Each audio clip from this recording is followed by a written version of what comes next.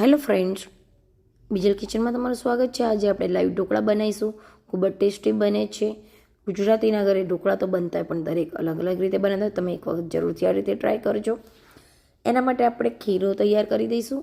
જેમાં આપણે ચોખા 2 વાડકી, અડદની દાળ 1 વાડકી, અડધી વાડકી ચણાની દાળ ને ક્રશ કરીને આપણે આ રીતે 7 થી 8 કલાક પલાળી દઈશું અને આથો લાવી દઈશું. ત્યાર પછી આપણે 2 ચમચી જો મકાઈનો લોટ નાખી અને અડધો કલાક રવા દઈશું. ત્યાર પછી આપણા મીઠું, હળદર, 2 ચમચી તેલ અને સાજીના ફૂલ પર લીંબુ નાખીને બરાબર એને મિક્સ કરીશું.